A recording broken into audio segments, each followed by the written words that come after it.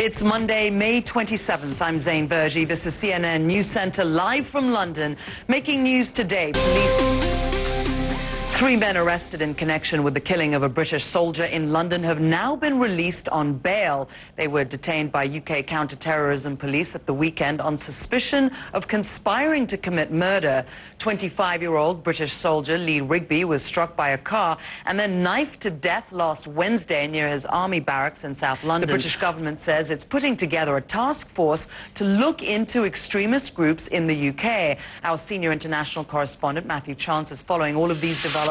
He joins us now live from Downing Street. Matthew, what more information have we learned about the investigation? Well, the investigation is still ongoing. You mentioned there have been 9 arrests already made. A background investigation into one of the murder suspects he was talking about has found that he may have had links to a terrorist group in Somalia. Now, the Kenyan government says Michael Adebolajo was arrested near Mombasa 3 years ago for trying to cross into Somalia illegally.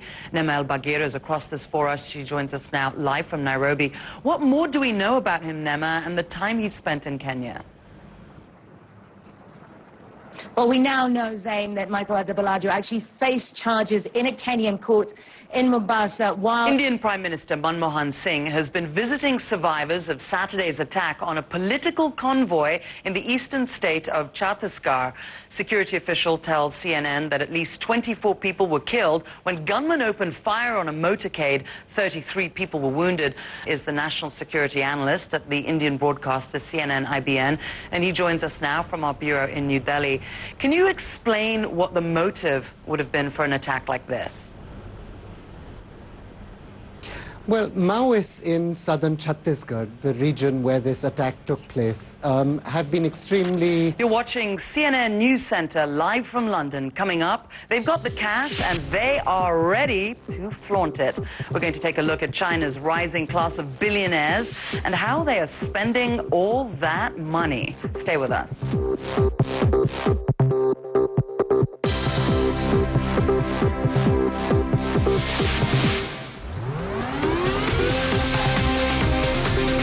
You're watching CNN News Center live from London. Britain's foreign minister says, William Hague says, the European Union should prepare to relax its embargo on supplying weapons to Syria and allow outsiders to arm the rebels.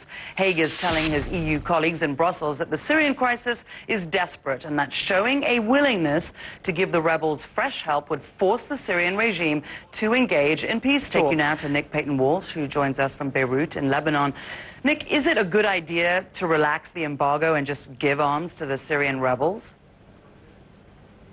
Well, that's what a growing body of powerful EU nations begin to believe. CNN's Nick Payton-Walsh reporting.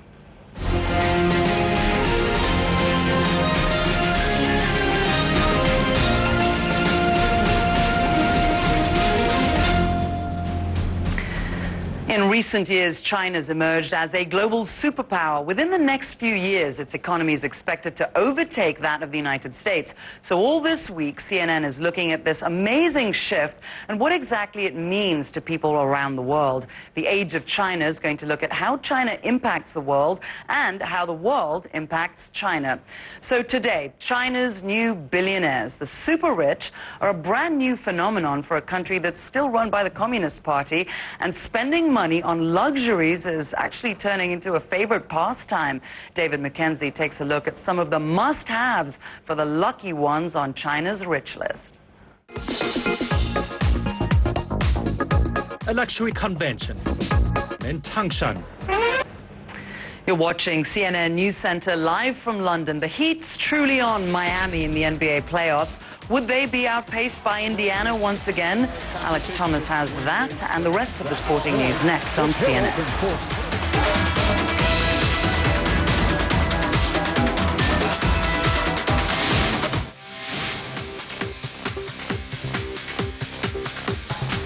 You're watching CNN News Center live from London. They lost Game 2, but the Miami Heat have regained the lead in their NBA playoff series against the Indiana Pacers. Alex Thomas is here to tell us how they did it. Alex? Yeah, hi, Zain. After a narrow loss in Game 1 and a 4-point win on Friday... Great, thanks a lot, Alex.